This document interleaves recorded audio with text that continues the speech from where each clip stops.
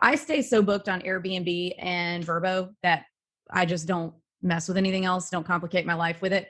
And, to get around that, what we had to deal with Airbnb last year, I really can't stress enough the importance of having cash reserves for those exact instances. I mean, that was a worst case scenario, absolute worst case scenario. And we actually broke even. We did not have to touch any cash reserves because we got a few bookings from people who lived in big cities that were drivable that said, oh, hey, I want to work from home from your place. Your network is your net worth. Come listen to some of the most successful people I know share invaluable knowledge, stories, and advice in real estate, business, and beyond. This is Weiss Advice. Whether you want to take your business or personal life to the next level, look no further. Welcome back to Weiss Advice. I am your host, as always, Yona Weiss, and it gives me great pleasure to be joined today by Avery Carl.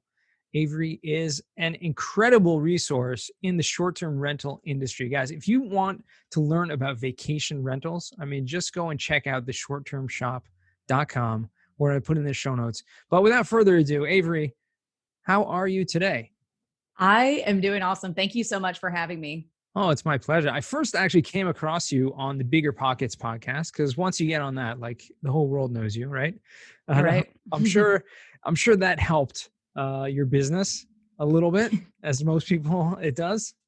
A little bit. Yeah, it definitely does. But she's been doing this for a few years now. She and her husband are located in Tennessee, and they're focused on, they have a team, right? Correct me if I'm wrong. You have a team that focuses in different locations around the country where you are selling vacation rental, short-term rental properties, and specifically helping people kind of ease their way into that industry, which for me, I've just recently learned a lot more about it. Thanks to you guys, actually, believe it or not. They have an incredible Facebook group, which we'll put the link to that here also, that I'm a part of. And it's just a resource for tons of people in the short-term rental space. If you have a vacation rental, if you're thinking about buying one, so much information, so much resource. I'm going to stop talking because I want to hear a little bit from you, how you guys first got involved in the short-term rental space. It was mostly by accident, or not necessarily by accident, but it was certainly not on purpose. So it's kind of a long story. We moved to Nashville. We don't live there anymore, but we moved there from New York City in 2013. And at the time, I didn't have my real estate license, and our agent at the time was really trying to get us to buy in this super hip, fast appreciating part of Nashville. And we didn't want to do that because we were coming from Brooklyn. We were sick of neighbors. So we wanted to buy out in the country, have a little space. So we did that. But we did have a little bit of money left over. And we thought, well, maybe we should buy one of those houses. And maybe in the years to come, it will have appreciated enough for to pay for our future kids' college, which is a terrible reason to invest in anything. Appreciation is not the reason. We didn't know what we were doing. We did buy one. We still have it. Cash flows $1,000 a month over the mortgage. We paid $120,000 for it. So it's doing really well. I think the mortgage is like $650. So got super lucky that we did not make a giant mistake there. But once we got that first rent check, we thought, okay, this is something that we want to do some more of. So then we started actually educating ourselves and reading books and listening to podcasts and, Right. all the various resources that are available. And so we had one down payment for roughly one single family home's worth of a down payment left. And we thought, well, what can we buy that's going to make us the most amount of money the fastest so that we can go buy more faster? Mm-hmm. So we landed on short-term rentals.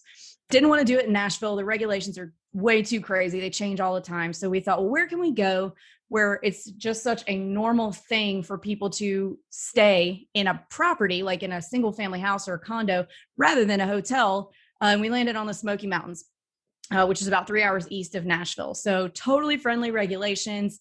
Everybody who goes there rents a cabin. Nobody stays in a hotel. There's not really even much of a hotel presence at all. There's a few, but not really. Mm-hmm. So again, didn't have any mentorship or education on what we were doing. We just thought we can do this from Nashville without having to hire a property manager. Those guys are charging way too much. We can figure this out. So again, we just pulled the trigger on something and learned how to do it later. Mm-hmm. And that first one ended up being really successful. scale that into 5 in about a year and a half using a few different financing strategies. 5 years later, we have roughly 44 doors right now. Not all of them are short terms, only 6 are short terms, the rest are long terms. I am a big believer in a diverse portfolio.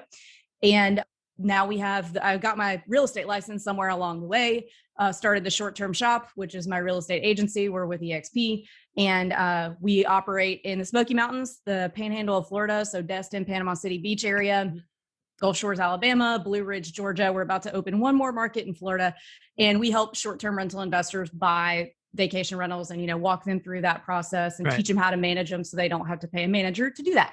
Very cool. So tell me a little bit about the Smoky Mountains, because I've never been there, but I've heard from a lot of people, and many of your clients actually have come to me for cost segregation. But one thing that I've really been fascinated with is what's there. I mean, Pigeon Forge, I've heard this name before, and some other locations out there. What's there? Why are people going there to live in a cabin, to vacation in cabins? I mean, it's just fascinating to me. I'm intrigued. I'm like, oh, maybe I should go check it out myself. Yeah. Well, so it's not all that different of a vibe from like the Poconos up near you guys. So the main attraction in the Smokies is the Smoky Mountain National Park. It gets about 13 million visitors a year. And then there are tons and tons and tons of like ancillary attractions that have been built to, catch some of that tourism. Like Dollywood is the biggest one. So there's just a lot to do in the park. And it's not like the Rocky Mountains where it's inaccessible a lot because there's so much snow. It really doesn't snow much in this market. Oh, it did this year one time for like 2 or 3 days, but mostly that was the first time that's happened in several years. It'll mostly just kind of dust and then it'll be gone in a day. So it's accessible almost all year. Mm-hmm. And there's just a lot to do. It's a really affordable vacation and it's drivable for a lot of the major cities in the US, not necessarily the Western states, but Midwest over to East Coast is pretty accessible. So I think that is a big reason that it is so popular. The Smoky Mountains are the most visited national park in the country by double. Really? I think, Grand Canyon was number 2 and they only got 6 million. So. There you go. Wow. That's incredible. Okay. So we're learning about the Smoky Mountains, that it's a place that, 13 million people a year are visiting. So there's not really such a hotel presence. So there's a lot of room for short-term rentals out there. And so you guys are kind of cornering that market in terms of buying houses. And I've noticed there's a lot of new construction of cabins coming up. I guess that's because, to fit the need of the tourists coming in. Yes. So it's a combination of things with the new construction. So in 2016, Gatlinburg had a really crazy freak wildfire that burnt down something like 25% of the cabins that existed at a time. Wow. So I think we just now kind of gotten back to that equilibrium number, that plus the increase in tourism. I think there was 1 million more people visited last year than the year before. So just a lot of demand, a lot of growth. And also just, building back what we lost in 2016. Sure. No, absolutely. Okay. So give me a little, I'd love to, for a comparison sake, right? You guys own some rental properties, right? Long-term rentals and the short-term rentals. When you have clients coming to you and they're like interested in self-managing the short-term rentals, because it is, as we've seen, much more profitable, even if the occupancy is much lower, you're still making a lot more money because it's on a per night basis as opposed to a monthly or yearly kind of rent basis. So what are some of the, things that make it, besides for the income, right? Obviously, is there anything else that like kind of makes it more attractive of a rental? Well, it's kind of the opposite of what people think. So a lot of people think, okay, I don't want to get into short-term rentals. There's going to be so many people in and out of there. It's going to be a lot of wear and tear. But actually, my short terms are a lot easier to maintain than my long terms just because they're being professionally cleaned 2 or 3 times a week. Mm-hmm. Whereas, who knows what my tenants in the long terms are doing for years at a time. And when they move out, I can pretty much expect to have to replace carpet, paint, a lot of stuff. So I end up over the course of time spending more money on the maintenance of the long terms than on the short terms because of that. That's interesting. Okay. So that's a really fascinating factor that makes it, more attractive as well. Let's talk to the point of people coming in and out of your property all the time. Presumably a lot of this is done through third-party apps, right? There's Airbnb, there's VRBO, is that what it's called? Mhm. Another Yep. one, and there's some others, and I'm sure some people self-manage as well. I mean, in terms of their own website that's bringing Mhm. in deals. But can you talk to that a little bit? Meaning that it's different in a way from a long-term rental because you're kind of employing a third-party service to make those bookings. How does that affect the fluency, I guess, of the investment? So a lot of people, especially since COVID last year and this year, I guess, are moving towards. There are some platforms that help you book direct, like hashtag book direct is like a big movement in the short-term rental community right now. That will help you. They have website templates. They have the payment processes already in place. It's just kind of like a white label thing where you put your properties in. Okay. So that is definitely a movement that's happening. Airbnb and VRBO. A lot of people had problems with Airbnb and the cancellation fees and them overriding the host's cancellation policies for coronavirus. Really? So I recommend, there's a ton of platforms that you can use. I stay so booked on Airbnb and Vrbo that I just don't mess with anything else, don't complicate my life with it. And, to get around that, what we had to deal with Airbnb last year, I really can't stress enough the importance of having cash reserves for those exact instances. That was a worst case scenario, absolute worst case scenario. And we actually broke even. We did not have to touch any cash reserves because we got a few bookings from people who lived in big cities that were drivable that said, oh, hey, I want to work from home from your place. But you got to have the cash reserves in that situation. And a lot of people fly with way too thin of a cash reserve cushion. Interesting. No, that's important. Would you say more of a cash reserve than, for example, long-term rental? It just depends because with long terms, you're not paying as many utilities really. Because the tenants are typically paying those. I recommend if you're like trying to scale really fast and you want to use all your extra capital towards more properties, I would recommend, like 3 months worth of a cushion. But 6 months would be ideal. You're probably never going to have to use it, but it's a lot better to have it and not have to use it than the opposite. Sure. Absolutely. Crazy. Have you had like some crazy story? I've read already on your Facebook group that you guys run. There's a lot of activity, right? A lot of engagement. People are constantly like asking, hey, this just happened to me on my property. Can you share any like horror stories or nightmare stories that have happened, if any have? Yeah. So we haven't had too many, or I guess maybe now that we're pretty seasoned, we just don't get as wound up about them. Last week, actually, the one that's down, we're actually in Florida right now, kind of where one of ours is in Destin in the Panhandle. Somebody checked out and texted us, hey, there's raw sewage backing up in your shower. And we were like, oh my God, what is this? Turns out when we got there, like beer cans everywhere. Not everywhere. They were in the proper trash receptacles. They really didn't leave it a mess, but somebody was drunk and put something in the toilet that didn't need to go there.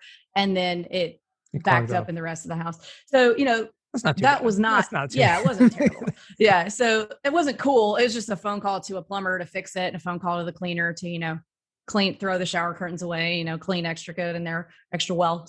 The other ones that we've had have really just been more like dealing with the general public can be really difficult because people are weird and they get weird about dumb things. And it's really just been more like we had a really bad review one time, 1 star, because our property that is only like 2 miles outside of town in a little neighborhood, the guy felt like there were so many windows that if a bear was walking by and wanted to come in and eat him, it could, and he would have a quote slim chance of survival.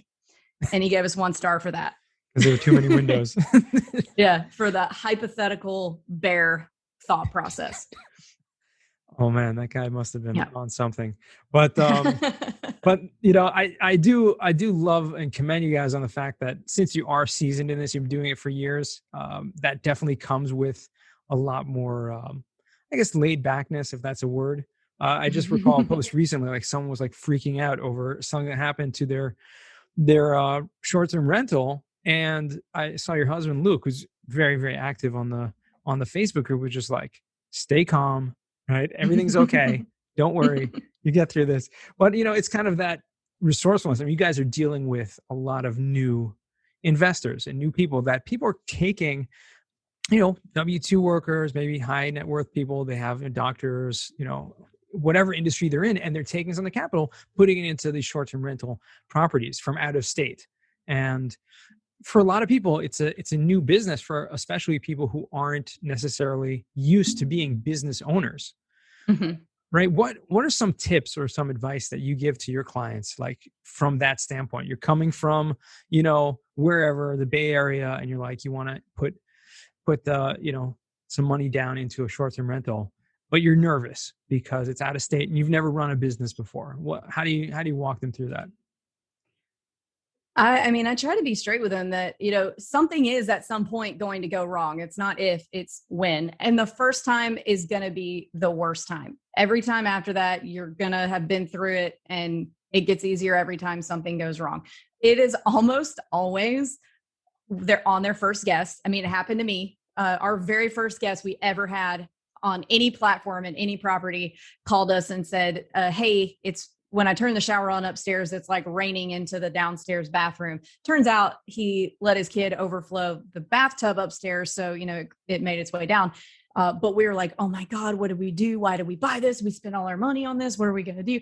And it ended up being fine. But I do very vividly remember the anxiety and the nervousness of being new. So I try to always remember that when I'm helping a client through, their first situation, because there's always going to be a first situation. Yeah, for sure. Yeah. And there is that anxiety regardless.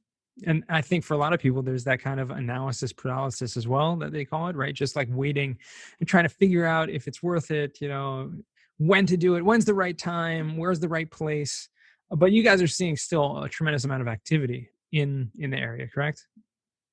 Yes. Coronavirus actually caused more of a boom than anything, and a big one in a lot of the markets that we're in, all the markets that we're in, because they're so drivable. So, people don't necessarily want to fly to Mexico to go to the beach right now because they don't want to get on planes and be in confined spaces with people, but they will drive to Panama City, or, same thing. Maybe they're not flying to Aspen, but they'll drive to the Smokies for the weekend. So, we've seen a very large uptick in our prices per night in all of the areas. Well, and also I presume that's helping the overall appreciation of the properties, the home values in these places going up. Yeah, the market, especially in the Smokies, I mean, you have got to be ready to get in the boxing ring if you want to buy a place in the Smokies, because everything is multiple offers. And I mean, we win a lot of contracts. We did 325, I think, cabins in the Smokies last year for our clients. So we win them a lot, but it just takes a lot more to get one, takes a lot more tries than it used to. Wow. You said you're in several different markets right now. Is there any other like emerging markets you guys are constantly researching, or are you kind of taking it one by one? So I've always got a few ideas like swimming around about, maybe that'll be a good next market. And, it's something that I kind of look at in my spare time. And we're announcing one more Florida market probably in the next 2 weeks. And then we'll probably get into, I think, 3, maybe 4 more this year.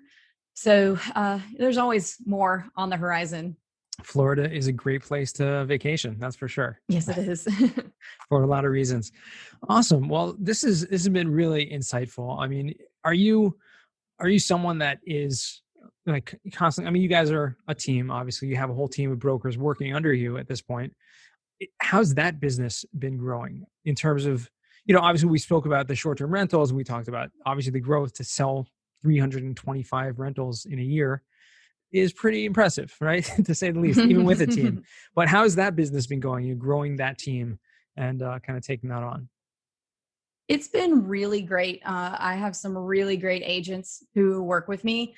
I mean, I would say we're adding like an agent a month right now to handle the amount of volume that we're doing. So it's definitely growing. It's definitely thriving, which, that's a whole different anxiety stream for me, is like, what is Zillow going to do to the real estate agent industry? So, I'm just trying to figure out, the best way to, and I think that the investment related agent is going to be the last one that it affects. It's going to affect the primary home agent first. Right.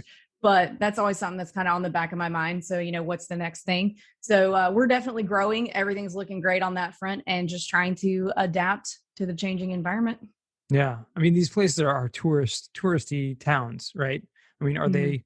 there residents as well, or is it majority tourist homes? Majority tourists, very, very few full-time residents. I would say I'd even venture to say that there are more short-term rentals than there are people who live there in some of these markets. Yeah, that's probably a fair assumption, especially given the traffic that's going there. I mean, 13 million people a year Mhm. in a little kind of county in the northeast Tennessee. There's probably not that many Yeah. people living there.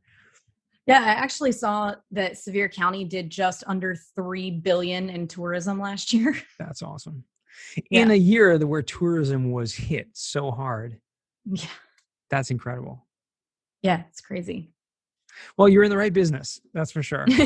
Yes. And anyone else listening to this that wants to get involved, make sure to reach out to Avery and Luke and the whole team over there to see how you can get involved, because I'm telling you, this is something that's just going to keep booming for the next many years to come. That's for sure.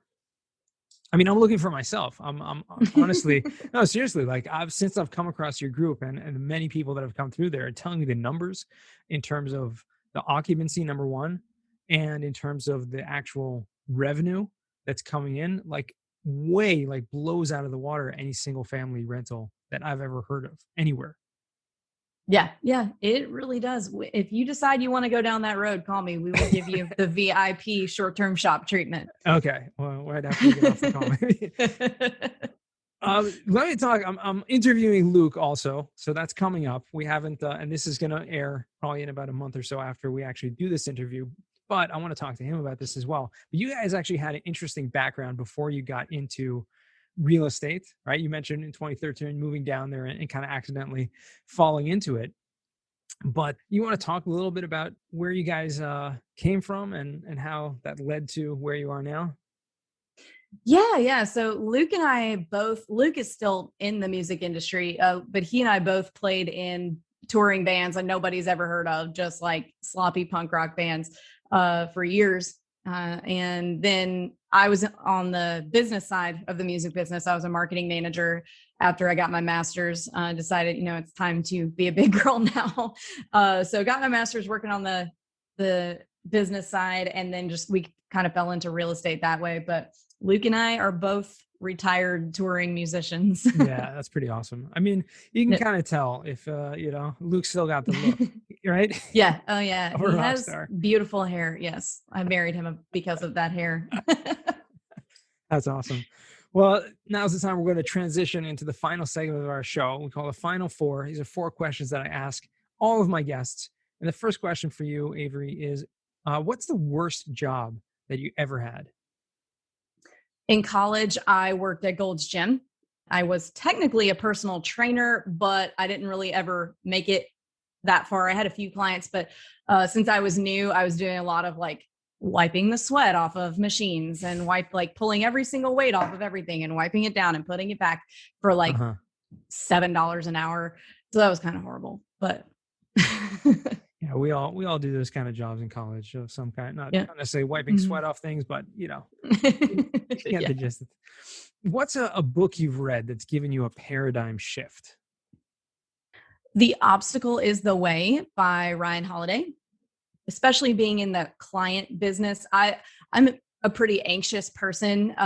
If I feel like people are being mean to me or are unhappy with me, then it really affects me. And, dealing with the general public, you feel like that a lot. You get kind of beat up. So that book really helped me get past the only reason you're feeling this way is because you're allowing yourself to feel this way. So that one was a big help to me for dealing with public and client work. Wow. That is a good book. I'm definitely going to put that in the show notes over here. And that's something that a lot of people can use. That mindset, that mentality, definitely putting that one in. What is a skill or talent that you would like to learn? So we spend half the year in 30A, which is on the Florida Panhandle. And I would really like to learn how to do, I don't even know what it's called yet. I'm so new. the stand-up paddleboarding. That looks really awesome because the beach here, the water can be super flat. And I always see people out there standing up with the paddle boards, and it looks like a lot of fun and really relaxing. So that's on my list. There you go. Yeah. I don't know what that's called either, but it's like, I guess it's called stand-up paddleboarding. Yeah, there you go. Well, I guess you'll figure it out once you go down to the water. Okay, awesome. Final question for you is, what does success mean to you?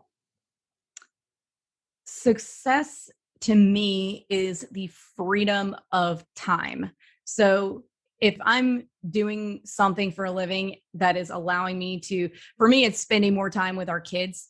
So, if I'm able to spend uninterrupted time paying 100% attention to my kids, the more of that I can get, the more of what I'm doing for a living allows me to do that, the more successful I think I am.